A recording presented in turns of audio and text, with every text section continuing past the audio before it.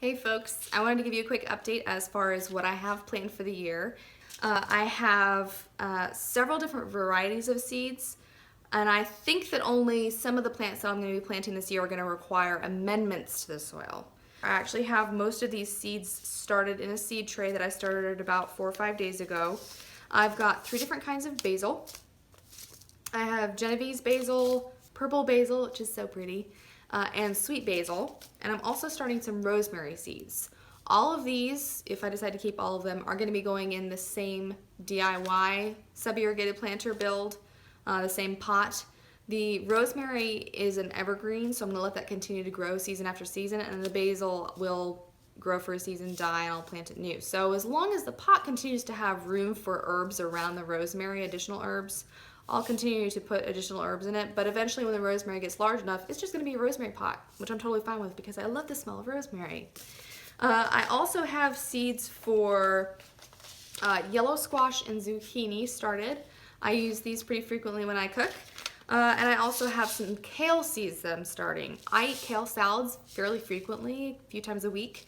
So I know I won't be able to keep up with the amount that I eat as far as vegetables go in container gardens, but I'll at least be able to eat some of my own homegrown vegetables, which is nice.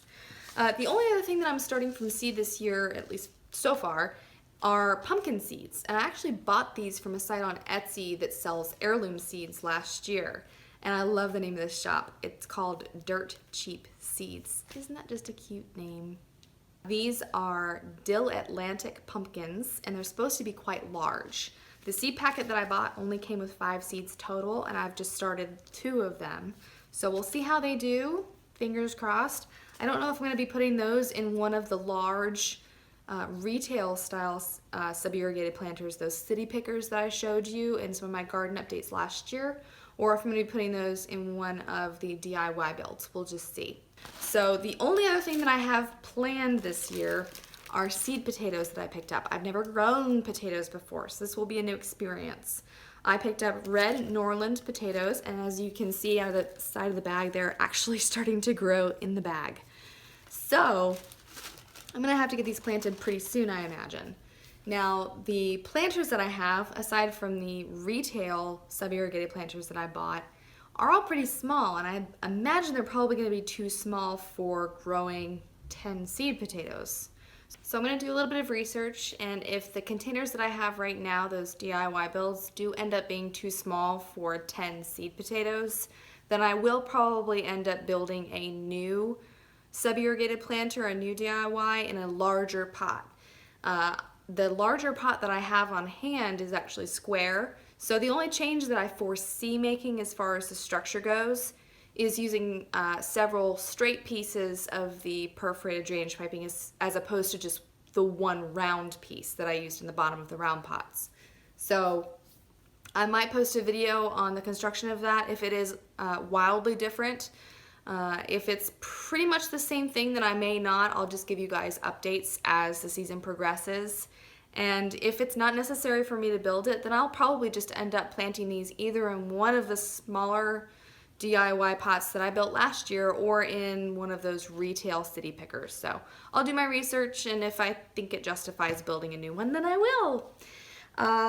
It will make growing my kale and squash a little bit cramped if I do end up planting the potatoes in one of the city pickers, one of the large retail ones. So we'll just see. I'll let you guys know as things move around and where everything ends up being planted. Right now I'm gonna go check on my seed tray that I started. It was probably about 4 days ago. I don't think there's gonna be anything actually starting growing yet, but I like to check on it. Right now it has the clear plastic cover on it to keep the moisture. And since it has a heating mat in the bottom, the moisture is kind of sticking to the top of the clear plastic cover, so I can't actually see into it. So I'm gonna go pull the cover off. I'll record it, and I'll add it here to the end of the video if there are little seedlings, so you can see the new baby plants with me. If you have any questions, let me know in the comments. Constructive criticism, as always, in the comments. Give me a thumbs up if you liked the video. If not, a thumbs down. And if you want to get updates in the future as I post more videos, go ahead and hit that subscribe button down below, and YouTube will send you a notification whenever I post something new. I know this is gonna make a big old mess. So I have a towel down behind the lid. This is what I used when I put the seeds in the seed starting mix, so that they would hopefully establish roots very quickly and very vigorously. So this is just a rooting powder. Okay, moment of truth. I think I see something green. Please don't dribble everywhere. Oh, I'm glad I got a towel. Oh, there are baby plants. Oh my gosh, they're so cute. I don't know if you can see them. There are some right here. There's 2. And then there's 4 little ones starting right here. Let me bring you in a little closer. I'm gonna try my hardest not to wobble too much. But you can see the little baby seedlings that I was showing you just a second ago. There are some little ones coming up here and back here. And look at all of these. I'm so excited. The little baby plants. There isn't anything coming up here yet. Nothing over here.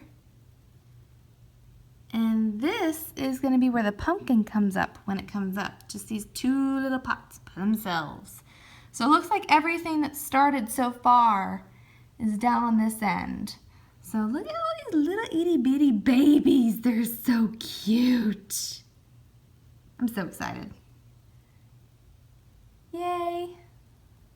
So that's what I have planned. I will keep you guys updated, and let me know what you have going this spring. If you've built any DIY type sub-irrigated planters or air pots or whatever it is that you have going, let me know. I'm curious. I want to try new systems. So if you have a good recommendation on a different type of pot structure, I may end up doing that instead of a larger sub-irrigated planter for the potatoes. Who knows? It's all up in the air at this point. I've got another month, maybe month and a half before the seedlings actually go out into the pots. So I've got some time to make some decisions. So I hope you have a very productive spring and things start growing just the way that you want them to. And good luck. Until next time, bye.